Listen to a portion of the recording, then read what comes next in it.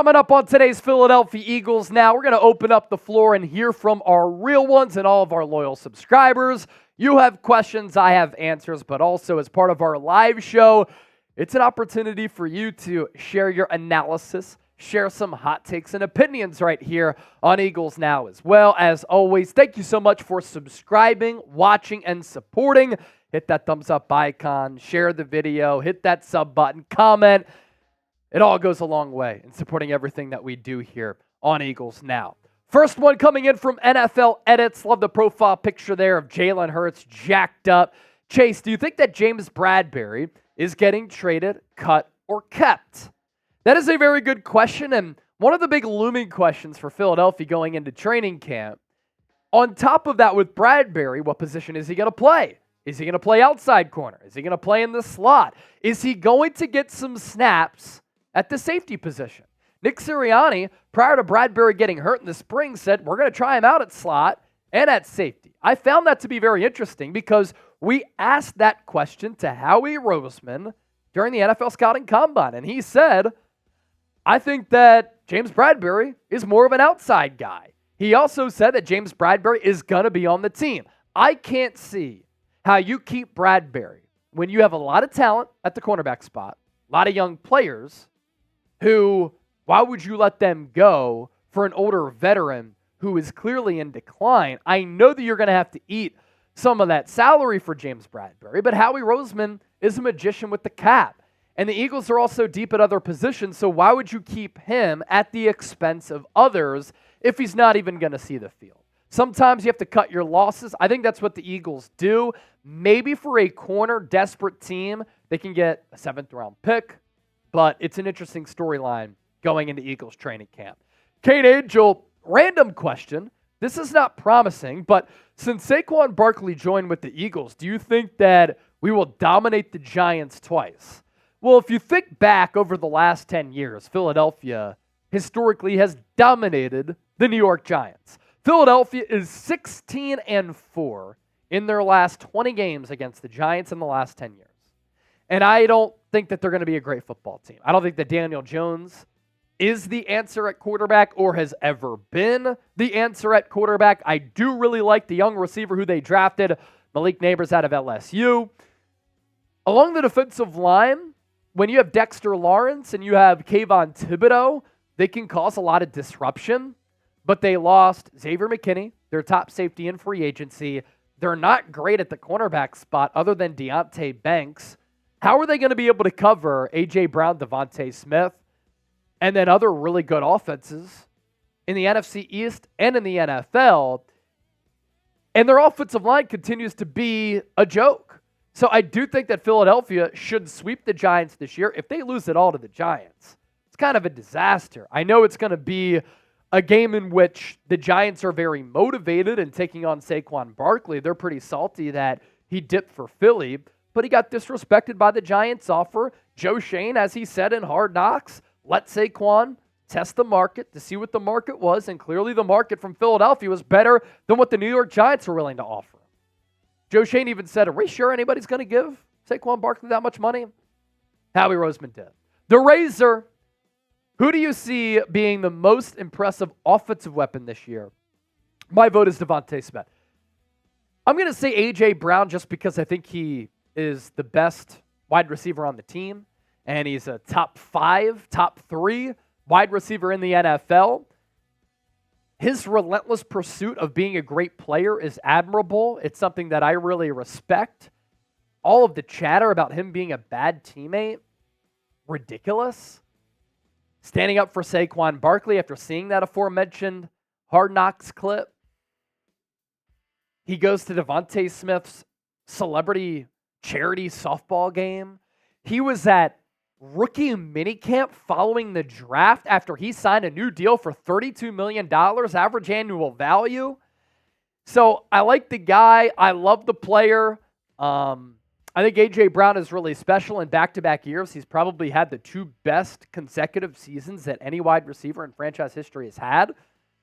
Now, with that, that's not taking anything away from Devontae Smith.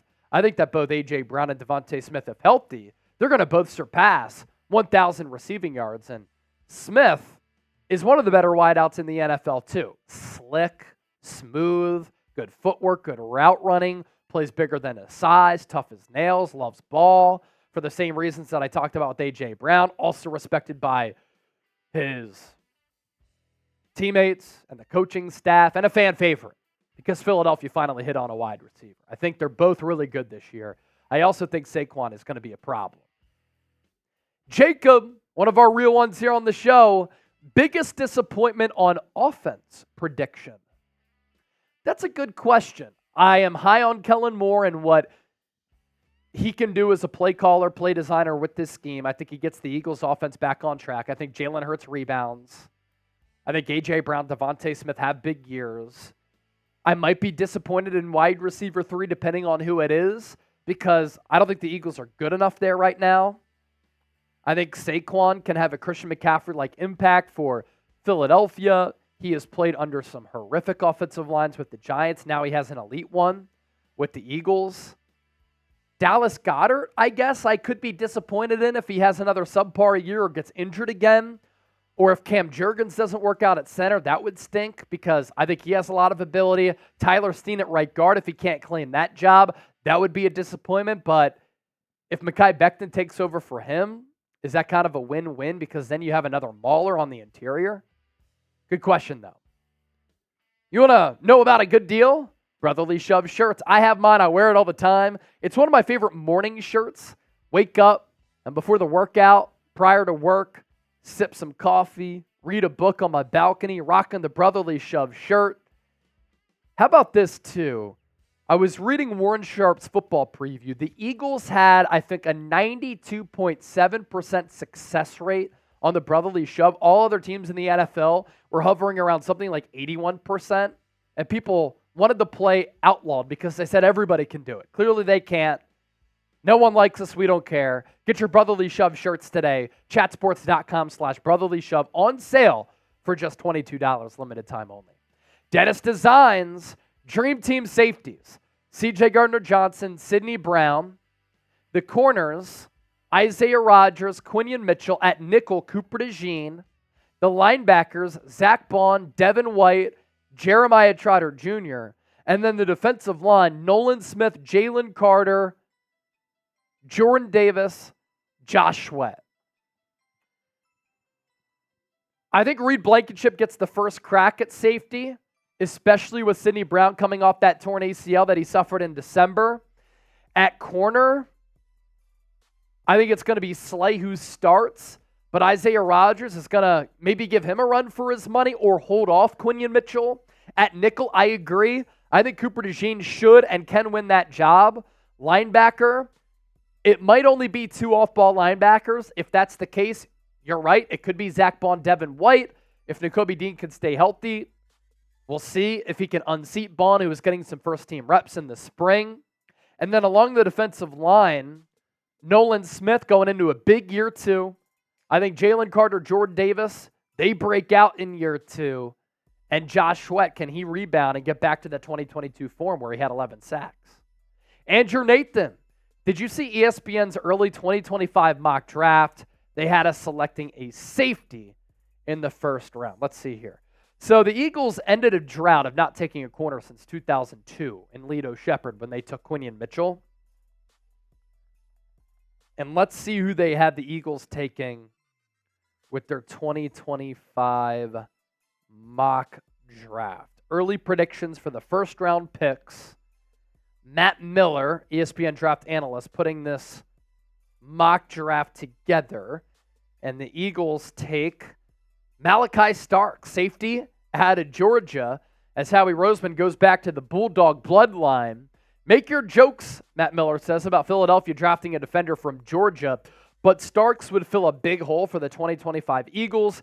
He was a consensus first-team All-American in 2023 after grabbing 3 picks and making 52 tackles.